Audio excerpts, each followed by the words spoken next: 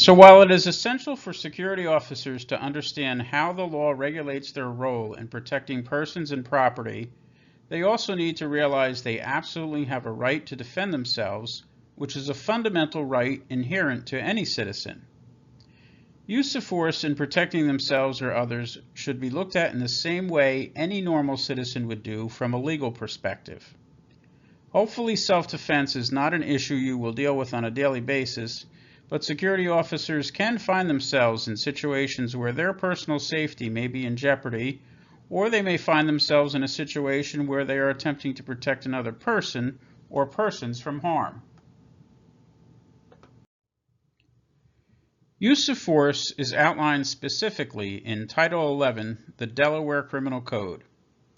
There are many caveats to these laws, and our intention is not to instruct a criminal law class, but we will attempt to explain how security officers can interpret the law based on circumstances they may find themselves involved with.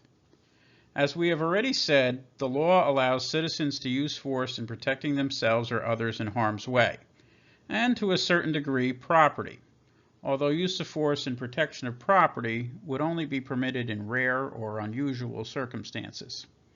In reality, should someone be protecting property, it would most likely include some form of protection of themselves or others. For example, a security officer observing a person attempting to start a fire on a property they are assigned to protect. This would most likely also be a circumstance where the officer and perhaps others are in danger. You might normally associate use of force training with law enforcement or military service, but in reality, understanding the law regarding the topic is important for all security guards to understand. Although circumstances where a security guard in Delaware would find it necessary to use force should be rare, they can occur. Security personnel are often placed in circumstances where, quite frankly, some of the persons they interact with may need a certain level of correction. They may be breaking the law, attempting to hurt others, or even harm themselves. Should a security guard be placed in a circumstance where their personal safety or that of someone else is in jeopardy, it is important to know what force options are available and under what circumstances a certain level of force may be utilized. While this subject matter can be a bit confusing, a basic reality is that most people will understand when force to protect themselves is necessary should the situation arise. Almost instinctively, humans are inclined to protect ourselves and often other persons. So don't be overly concerned about the circumstances, but rather concentrate on the appropriate response to a physical threat.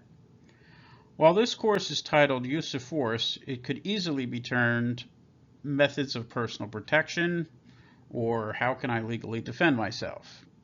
It is called Use of Force because we will incorporate the law and other specific policies into our discussion. An overriding theme we will stress several times during this course is that security guards and citizens will consider use of force options only as a defensive measure to protect themselves and others who require protection. The deployment of force can occur using a weapon or weapons or through physical tactics. It can even be a combination of these.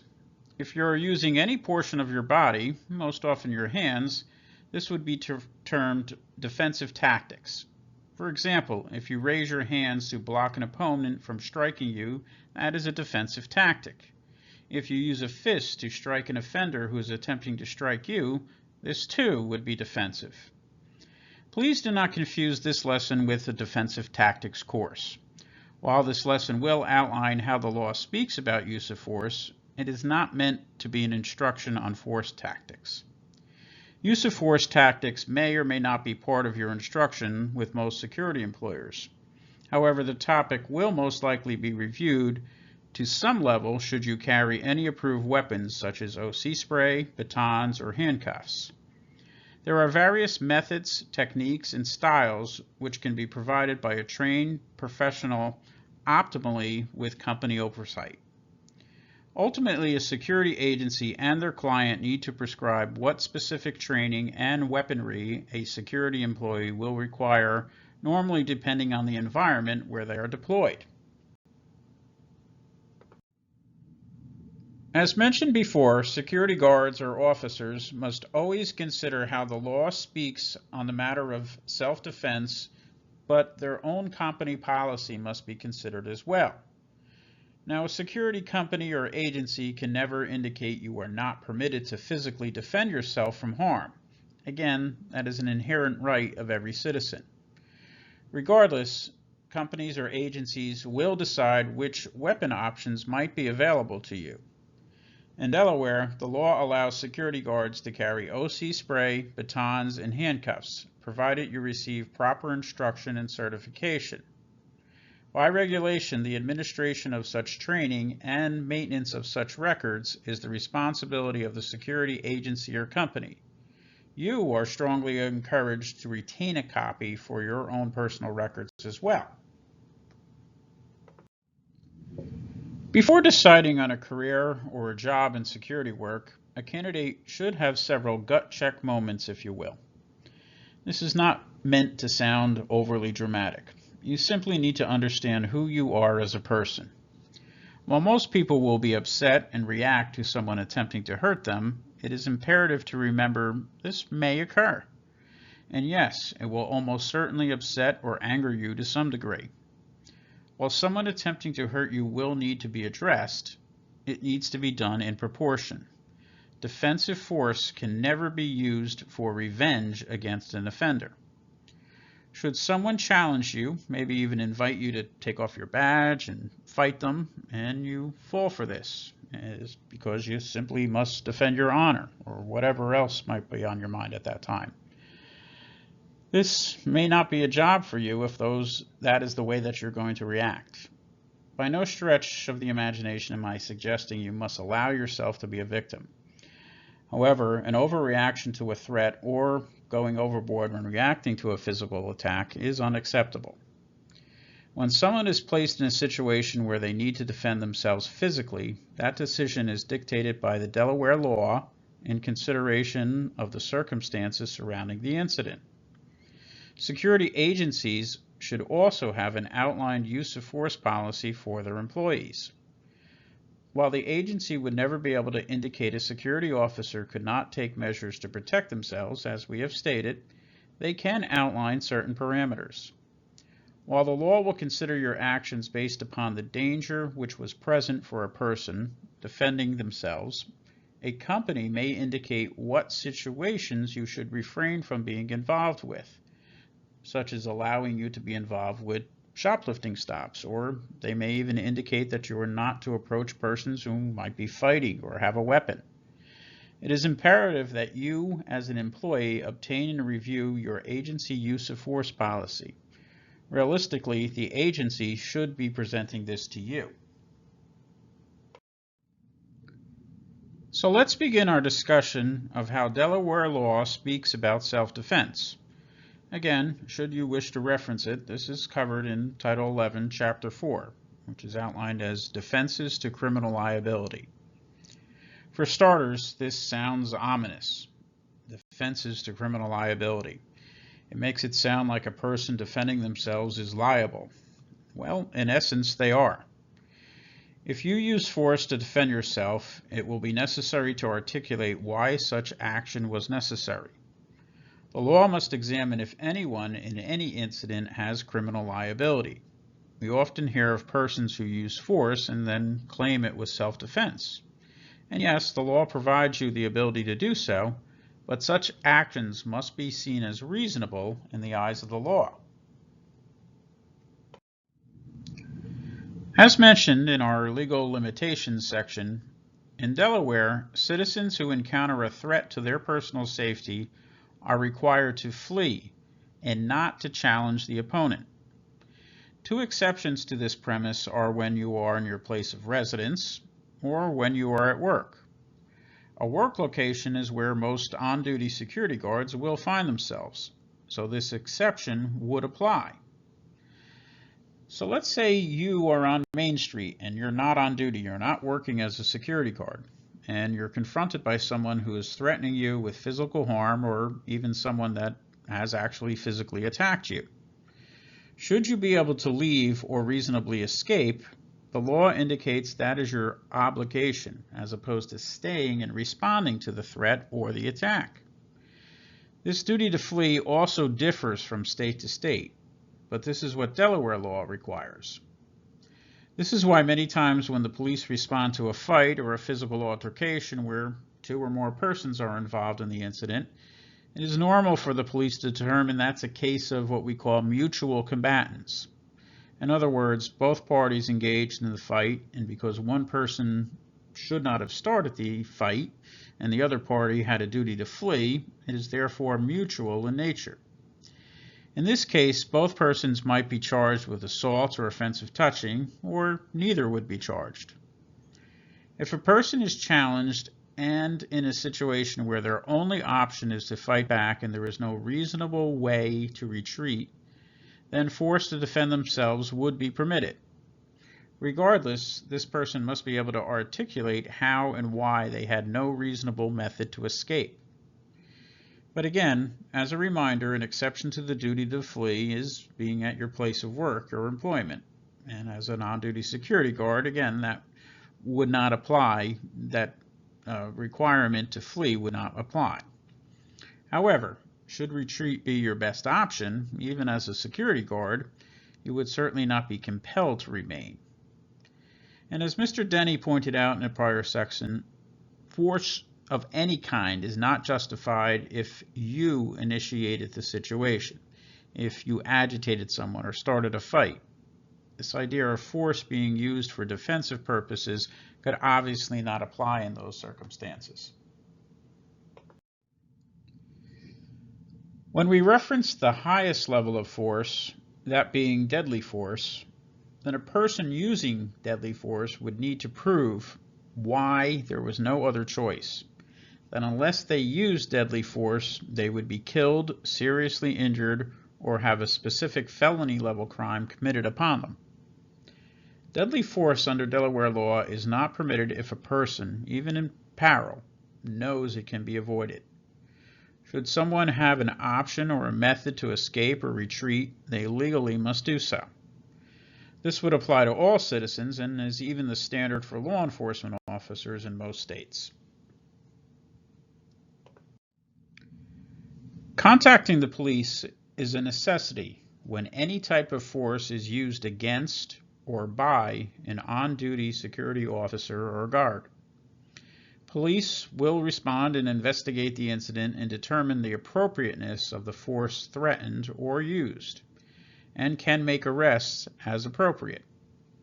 Anytime a security person is involved with force, or even if they must threaten force in order to deter an attack, the incident must be legally documented, which means contacting the police. You never want any such issue, particularly in an employment situation, to be left unaddressed. This will also help prove the liability of your opponent or lack of liability from you. Contact the police in all such circumstances. Now let's examine what is referred to as a use of force continuum, which is a standard that provides law enforcement officers and civilians, such as security guards, with guidelines as to how much force may be used against a subject in a given situation. For us in the security industry, we would be talking about situations where a security guard is either attempting to gain compliance from someone or being forced to physically defend themselves.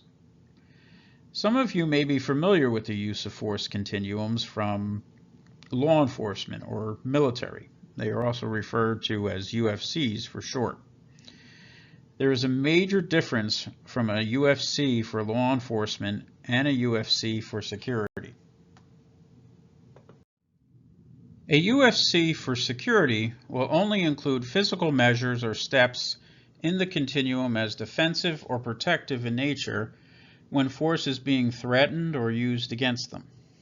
Law enforcement use of force continuums will include preemptive physical measures as a means of gaining compliance or defending themselves, but they would be legally sanctioned measures reserved specifically for them. Security officers will not use offensive measures to gain compliance.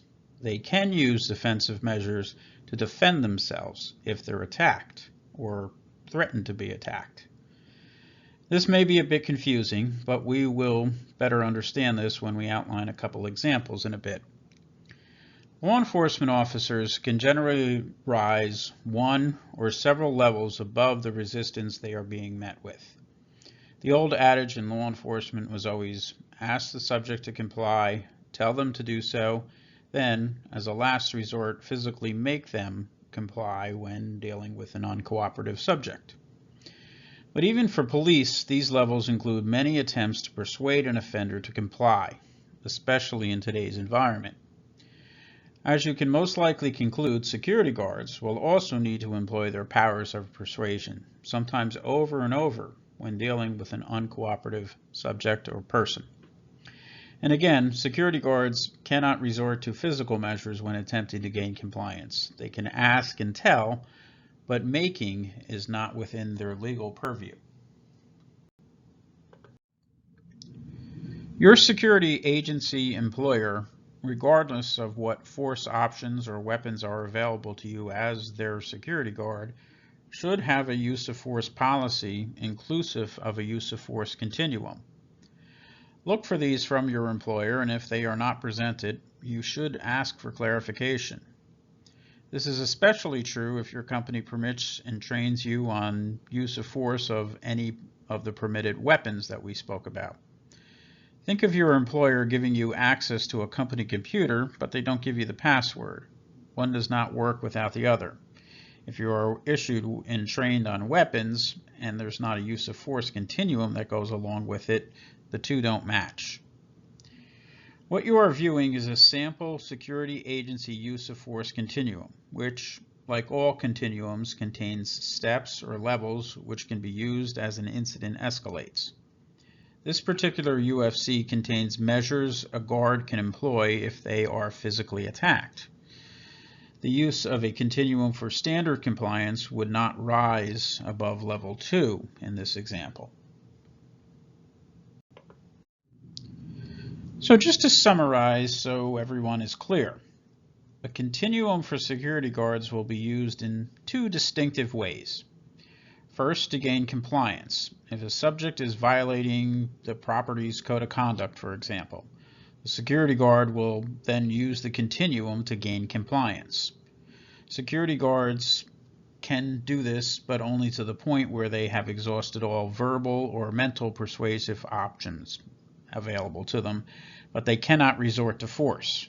In the use of force continuum that we have as an example on the screen before, realistically you can only go to levels 1 and 2 there.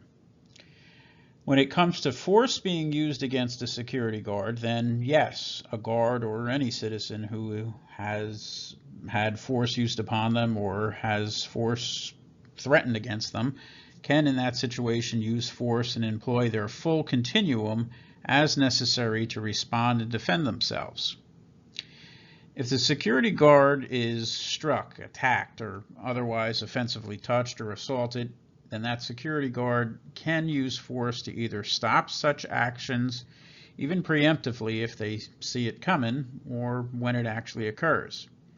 Just understand explaining why you took action, especially if you took it preemptively, better outline why it was necessary and reasonable.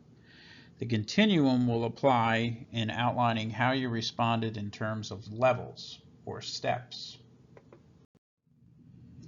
These concepts can be difficult to grasp, so let's go through an example of a use of force continuum to demonstrate both a security guard's attempt to gain compliance and a guard needing to physically defend themselves. Let's say a security guard is called upon to break up a group of loitering persons who have become loud and disruptive, or to ask a solicitor to stop asking patrons for money. Both are normal, everyday property enforcement actions, which a guard might be called upon to do so.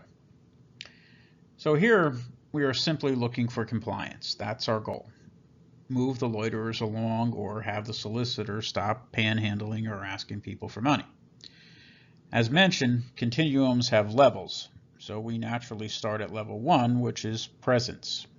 it is possible the mere appearance of a security guard or an authority figure representing the property arriving at that point may not even need to say a word. It might be enough for them with their presence to persuade the loiterers or the solicitor to stop their actions and move on.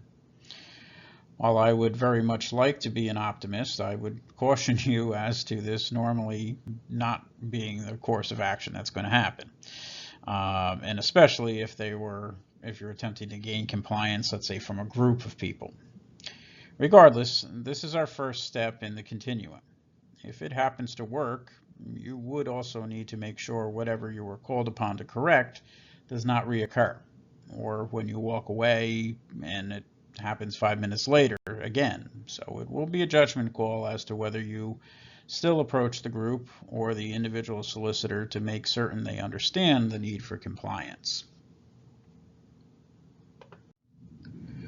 Should you gain compliance simply with your presence, you may look to reinforce your message and then actually approach the person or the group. This would be getting into step number 2. This would be, again, just attempting to, at this point, explain why soliciting is not permitted or loitering disturbs other visitors or whatever might be practical to outline. If compliance has not been gained through your presence, the group hasn't quieted down or moved along, or the solicitor is still asking people for money, then you will need to proceed to making a verbal request for compliance. Now, regarding your approach, you right away need to be mindful about your personal safety. Your verbal and nonverbal communication skills will also play a role here as well, but those are topics that we'll discuss in another section. For now, let's just understand you as a security guard and approaching and asking for compliance. This should realistically start out with a polite request. Should this not work or you feel compliance is not going to happen, then step number 2 proceeds with a more detailed explanation about why compliance is necessary. The large group where the solicitor is being disruptive to other patrons, their actions are not in line with the property's code of conduct. We'll elaborate on what a code of conduct is and how it's enforced and everything else like that also in another section later on. But again, you're getting into the point where you're kind of explaining why this needs to happen. If this still is not working, then it is time to start talking about realistic consequences. The group or the solicitor may be asked to leave the property. They may be trespassed or any other resulting action that would be appropriate for your property location. Please make sure that any consequence you outline is true and actually something you can enforce. Otherwise, this can backfire on you and leave you with little or no leverage. So if you reach step or level 3, well, there certainly are no prizes. In fact, you are in somewhat of a no-win, difficult situation.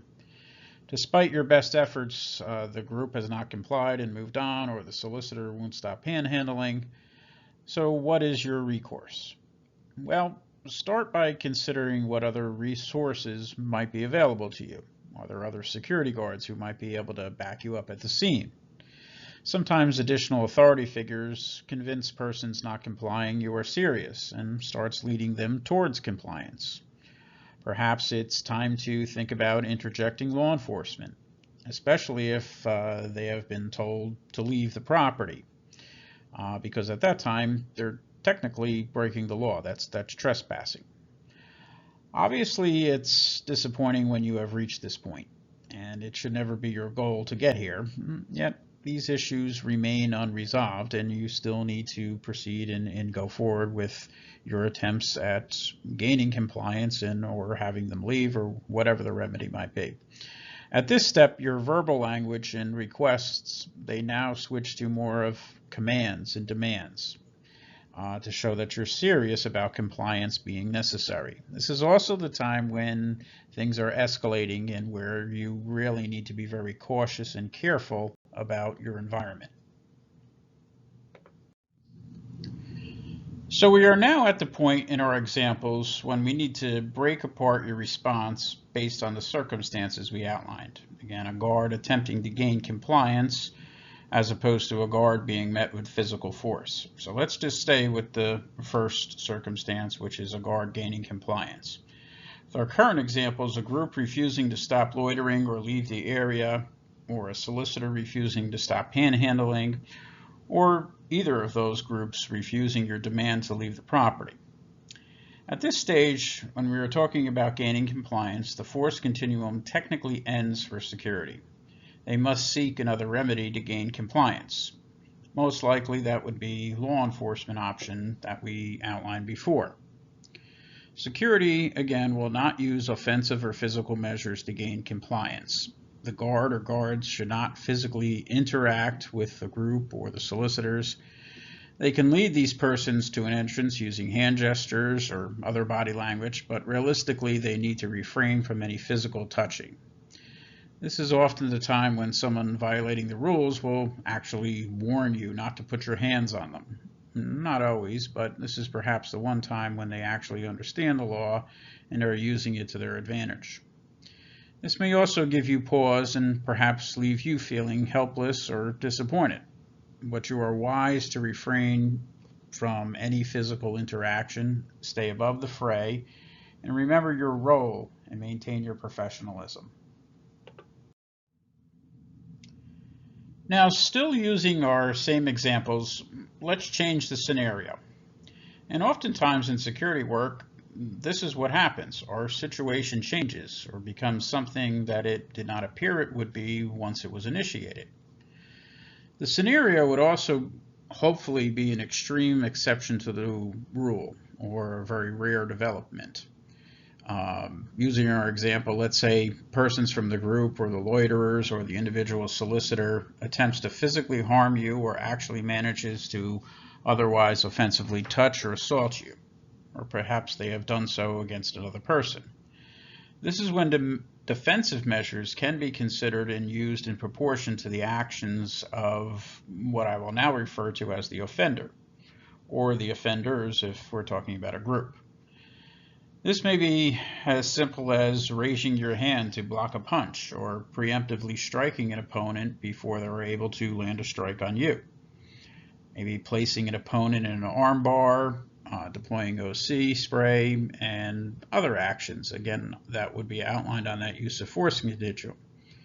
But again, remember it needs to be in proportion to the force being used against you. Remind yourself again of the law and what is reasonable based upon the circumstances. Now, to be very clear, I am not indicating you are required to respond physically.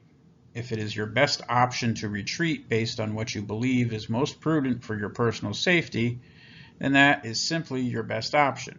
You have no obligation to stand and fight. In fact, this is absolutely something you should assess about yourself beforehand, understanding your physical abilities and limitations. Security guards are not police officers. They are trained differently. They have different physical standards and can be employed well past the age when most law enforcement officers are required to legally be retired. The point of this exercise, again, is to explain your legal options, not your physical requirements. If an offender has physically responded against you in these examples or any other circumstance, response options can then be used to physically protect yourself or others who might be in danger.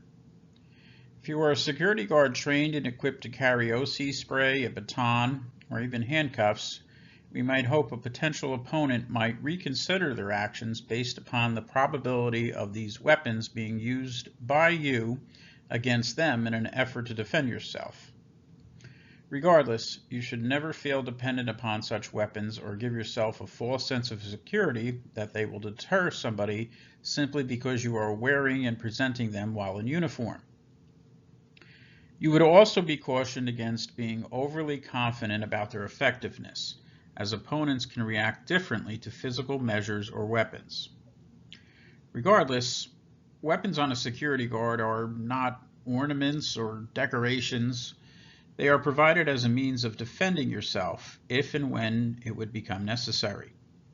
Again, they would need to be used in proportion to any force being placed against you. Depending on you as an individual, weapons may be a more viable option as opposed to physical defense measures. Some security guards will not be equipped with weapons and therefore must consider their actions or a possible retreat, as we have already explained.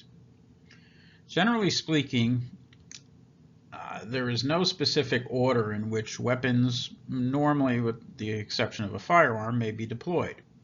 Their deployment should be based upon what is most practical to stop the action being made against you.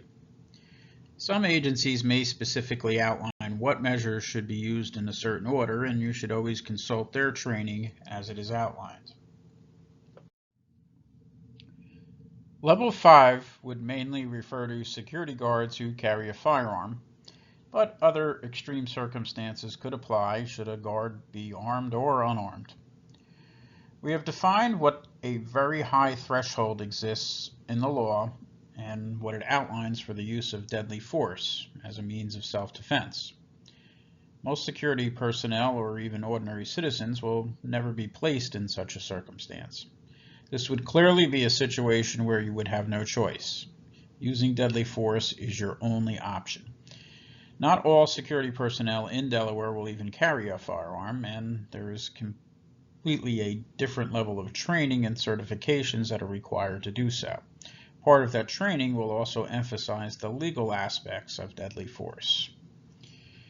Human survival is instinctual, and there is no practical way to assess all measures or examples someone could employ to save themselves from death or bodily harm, great bodily harm.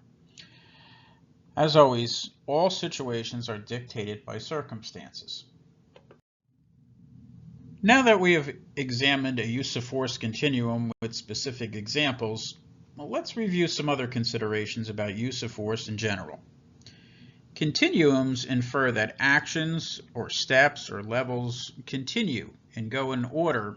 However, it is equally important to remember they need to be utilized fluidly, and that they can move up, which is escalating, or down, which is de-escalating. Our goal will always be to move down and de-escalate. But again, if occurrences change, then that level can be adjusted accordingly. This all sounds technical or even somewhat mathematical, but in simple terms, if we reach a level where compliance is gained or physical force by an offender stops, then we stop. Our goal for rule breakers is compliance. For physical defense, our goal is to have the offender or the offenders stop using physical force against you. Compliance in our examples is the loiterers leaving the area or the property, or the solicitor stop panhandling or leaving the property. Once these things happen, we've gained compliance, and this is where we have accomplished our goal.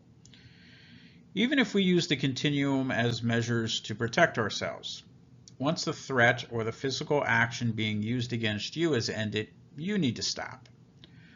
Also, you need to understand that this may not be easy, as your emotions will be very difficult to control, as someone has resorted to physically attempting to harm you, not an everyday occurrence for most security guards. Regardless, security persons must use only the minimum degree of force necessary to stop an offender. Guards should act based upon what occurs as an incident or a situation unfolds. They must do so reasonably, relying on their expertise, their training, their judgment, all of those things that we've covered here today, and then, of course, any training that you would receive from your client, defensive tactics training, weapon training, all of those other things to consider. Those will be your guides when you're responding in a justified manner. Security persons involved with an incident often forget their resources, namely other guards who can assist. Asking for assistance is not admitting defeat or weakness. It is about being smart and reasonably using all measures at your disposal to bring a successful conclusion to your interaction. Security needing to resort to interjecting law enforcement is not always an enviable position. You would hopefully arrive at it after you have concluded it is necessary, only when all other measures legally available to you have been exhausted.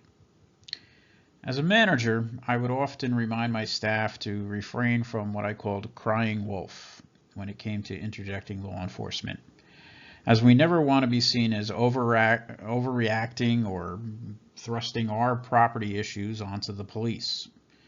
So measuring when to use law enforcement should always be considered carefully and proportionally, unless obviously you have an exigent or emergency situation when you absolutely need them there right away. Regardless, security personnel are sometimes tested or even goaded into requiring law enforcement to become involved. Many times an adversary or an offender does not even respect law enforcement's presence when they arrive. Security personnel are often called upon to do what others may shy away from: correcting the actions of someone, being a rule enforcer, investigating that suspicious incident, but always consider your resources to help maintain your safety.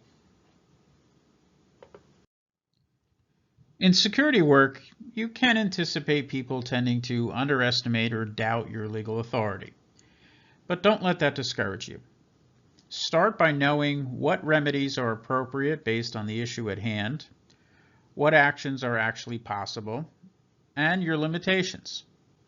With this knowledge, you will then be confident when enforcement actions become necessary. You can expect to be challenged and even goaded by others who may see themselves as having the upper hand for the moment. You need to concentrate on the big picture, which is to eventually gain compliance, even if the road to arriving at it is somewhat bumpy. You also need to consistently apply common sense to your approach and adapt based on the individual or the group you may be interacting with. Threats and aggressive language are often used as fronts for persons who feel vulnerable, and their behavior becomes their defense mechanism when they feel trapped or cornered. It is wise to never underestimate your opponent. Always be prudent and apply your best judgment. But when assessing that big picture, you may need to weigh the seriousness of an offense you are responding to. If you see every rule infraction in the same light, or you leave no room for the offender to have some leverage to eventually comply, you will find yourself overreacting and dealing with more escalations than de-escalations.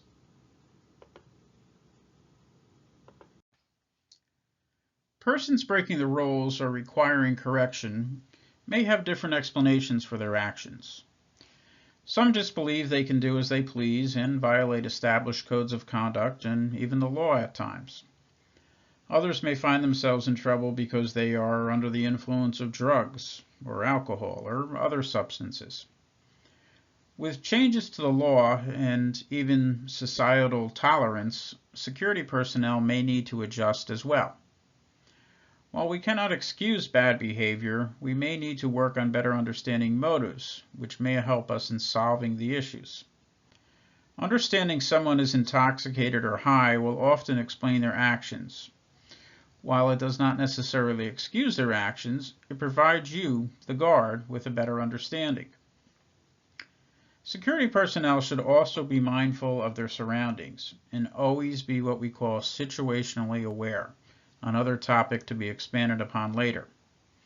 Oftentimes, the environment where an interaction takes place can impact the violator and perhaps even the security guard.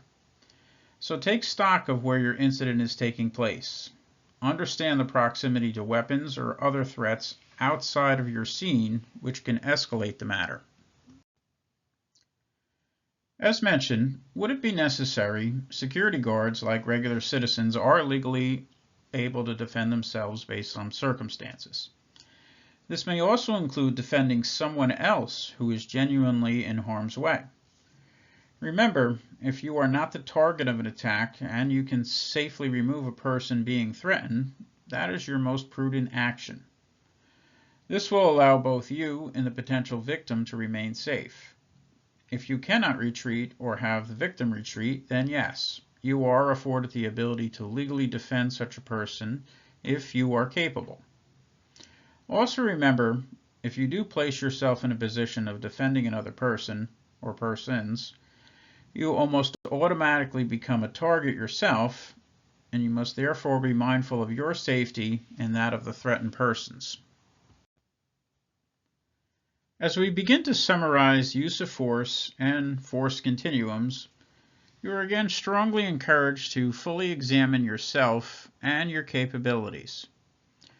While we cannot always guarantee evading a physical assault to be possible, we want to be careful about falling into circumstances which can often be anticipated if we pay attention to warning signs. Above all, we need to realize that what we are capable of and what options we have available. Security guards come in all shapes, sizes, ages, physical conditions, training levels, mental acuity, and anything else which might be relevant. After being in the industry for close to 30 years and working with some colleagues who were there maybe just as long, I dare say we all became better negotiators as our ages progressed. Although I have seen my share of well-seasoned professionals handle themselves just fine at any age. Motivating factors for me when training aspiring security personnel is to point out how they must always be situationally aware and to always be realistic when analyzing their capabilities. Okay, so we've also talked about weapons when we were talking about a use of force compliance measures, use of force continuum. So those other weapons, as we've already outlined, but I just want to make sure that everybody, clearly understands them. Security officers are authorized in Delaware to carry the following weapons if they're properly certified to do so. That would be a baton, an OC spray, pepper spray, if you will, and handcuffs. Okay, and this is for unarmed yellow card security officers. They are permitted to carry those things, but again, your company, your client would have to agree to that, and you would have to be properly trained and certified on these things. No items other than those identified already, OC spray, batons, handcuffs, are authorized to be carried by security personnel unless they're first approved by the Board of Examiners. And right now, those three things for unarmed yellow card security officers are the three things that are approved. So, just remember, no toys from home, nothing which is not authorized. All equipment should be the property of your security company for liability reasons. That last part is not necessarily a regulation, all right, but it's really a good idea to get your equipment from your company, to have your company issue it, because they're buying it from proper manufacturers. It's new, presumably, or it's in decent recondition. That's kind of the avenue that you want to go as far as having and maintaining your weapons. Security officers who are able to carry handcuffs, should their employer permit it and their client permit it and they're properly trained to do so, should not see them to be able to be utilized in the same manner as the police might do. Normally, persons taken into law enforcement custody are handcuffed as a safety precaution first. Yes, there is some value in considering this in the same light for security officers, but police are obligated and fully committed when an arrest is determined to be necessary. Security officers are not compelled to detain or arrest. Regardless, if you do carry handcuffs as a security officer, there should be an understanding of under what circumstances this might be appropriate. We might be talking about an extreme circumstance where an individual may potentially harm themselves or remain dangerous if they're not restrained. We'd be talking about an extreme medical condition or a psychological condition that somebody is experiencing where they're becoming violent not only with themselves but potentially with other people. Other circumstances might be when a law enforcement or a peace officer is present and they accept or they request your assistance in utilizing handcuffs. Examples where a security officer should refrain from using handcuffs is when the subject is generally compliant, and in situations where a law enforcement or a peace officer where they normally would do so, we don't want to see ourselves in that role. Again, we're not peace officers, we're security officers. Okay, so there are not too many exam questions that are related to firearms because in this course, this is not a firearms training course. Okay, that would be a separate 40-hour course that you would have to take in order to be able to carry a firearm as a security guard. Regardless, there are certain things that we do want you to know that are relevant to the industry in general, and again, that have that potential to be formulated into an exam question. So one thing would be is the difference between a yellow unarmed card and a red firearms card. Okay, obviously the difference is unarmed is the yellow card, and once you satisfy the qualifications for a firearm, you would receive a red card, a firearms card. If anybody is interested in obtaining firearms or red cards, all of this information is outlined on the State Police Professional Licensing website under security guards, the armed security guard sections, and it outlines all of the trainers and all of the training requirements over there.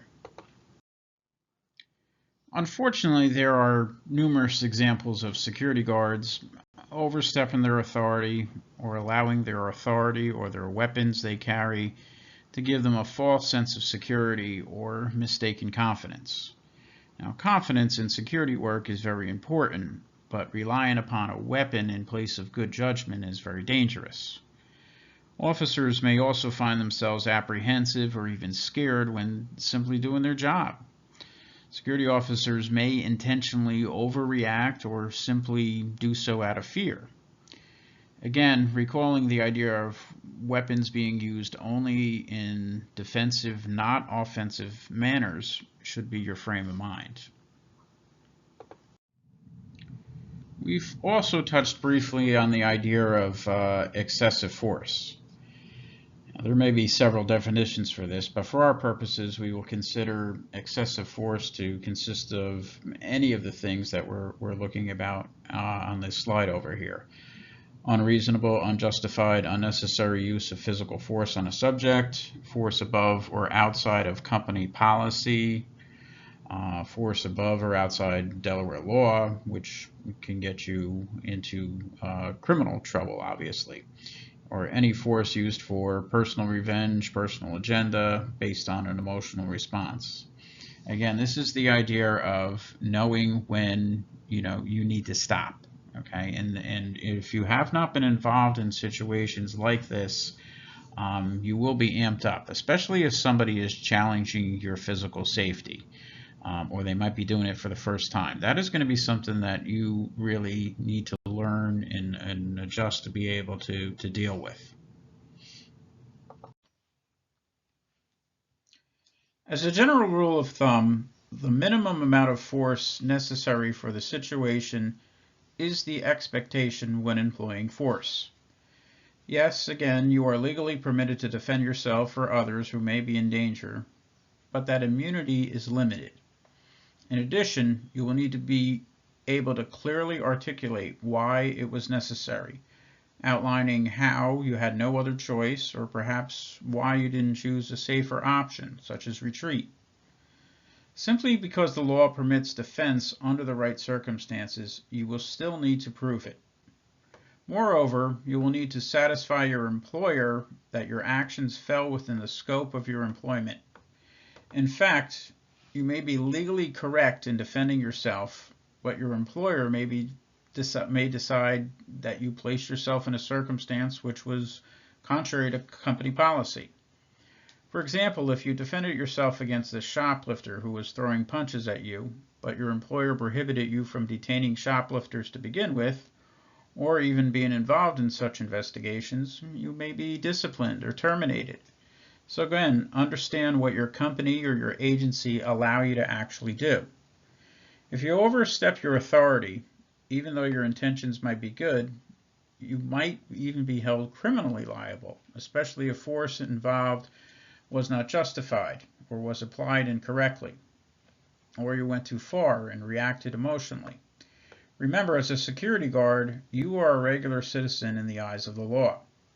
Police officers in Delaware have some limited immunity when they apprehend individuals or charge people with crimes they are later found not guilty of. This is known as the Police Officers' Bill of Rights in Delaware. Security guards have no such legal protections. Moreover, if their agency or company finds the guards they employ to have operated in circumstances where, again, are outside of the scope of their employment and their training, those guards can bear the financial expenses of legally defending themselves, because at that point they would be terminated. Bottom line, be careful. Understand the law, understand your agency policy, and remember, a professional is always able to keep their emotions in check. Security guards should consider the rather rare circumstances when they might restrain an individual for protective reasons. Situations where restraint allows for the subject to be controlled and eliminates them as a threat. Now, this is not meant to confuse anyone, as we have gone to great lengths to explain how security guards are not legally permitted to detain, except for that particular carve-out in Delaware law when they are assisting a store merchant with a shoplifter. In this context, we might be looking more at assisting someone during a medical emergency, perhaps securing them so they are not a danger to themselves, you, or others. In which case, we would not necessarily be talking about a criminal issue.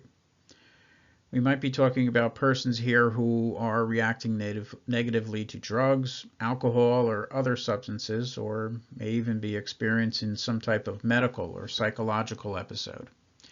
And they would need to be restrained under those circumstances for their safety. Now, of course, a security guard should understand such actions should only be attempted if they are fully capable and should not be attempted if they are not physically or mentally prepared to do so, as we have already talked about. They also, again, need to recall their company policy regarding such detentions unless they are somehow able to articulate how restraint of a subject was their only recourse to ensuring safety. Regardless, if a subject is restrained, even for protective purposes, the security guard is fully responsible for the subject's safety. Restraints are extremely dangerous for both the guard and the subject. There are several things which could go wrong.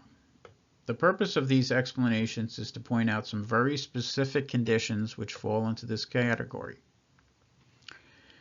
In addition to what we will refer to as a medical restraint, security guards may often find themselves in a retail environment where individual retail stores employ their own loss prevention persons who oftentimes will physically detain suspected shoplifters.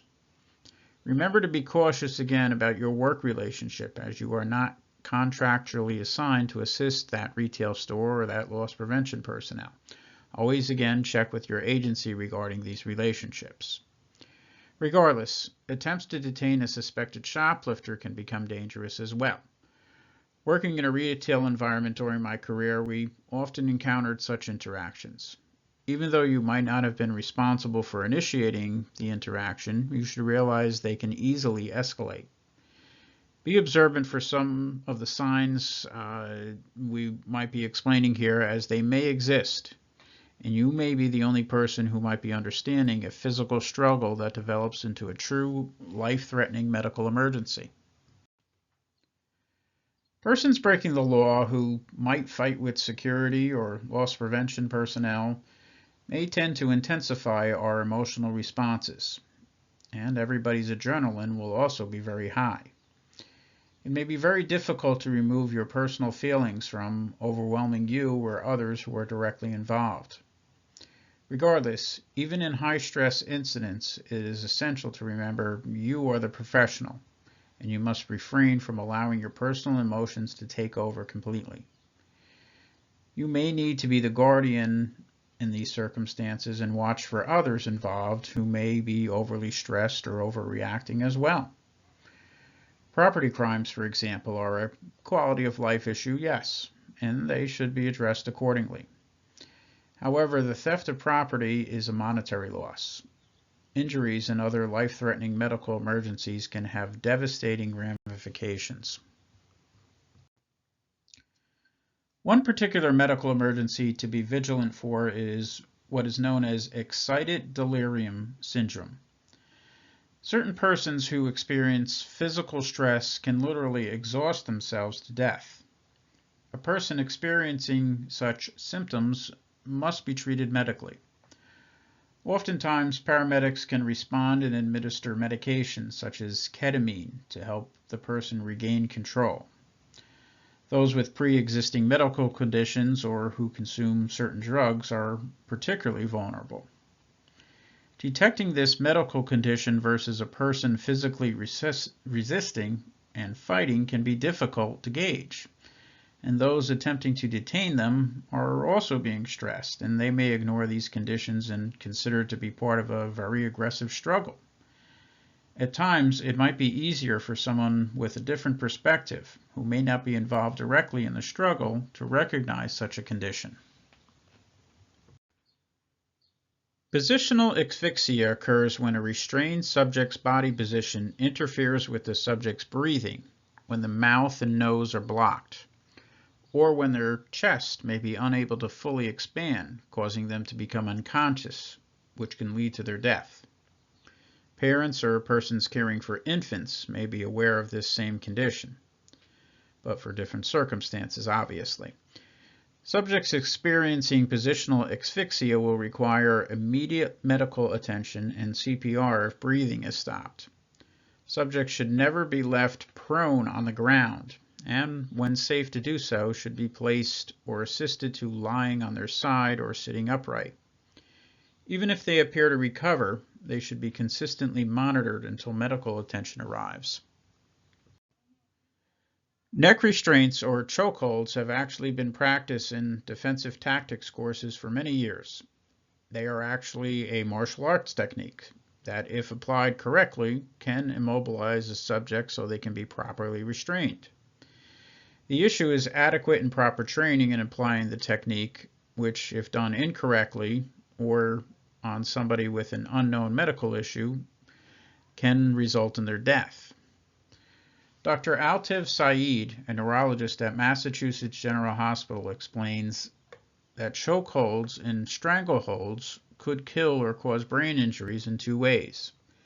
They can compress the trachea, preventing the person from getting air into their lungs, and they can compress the carotid arteries, which are on either side of the neck adjacent to the trachea. 70% of the blood going to the brain passes through these carotids. If that blood flow is cut off in a chokehold or a stranglehold, some people can become unconscious in 3 to 4 seconds. If the blood flow continues to be restricted, a person can die within 3 to 4 minutes. Most law enforcement and security agencies ban the technique entirely in their use of force policies. So this concludes our section on use of force. We have devoted a decent amount of training time to this subject, and hopefully I've explained it well. Once again, this emphasis on use of force is important so security persons understand their legal obligations, their rights, their limitations, and how they are legally permitted to protect themselves and others. Use of force is not likely to be part of your normal activity as a security guard.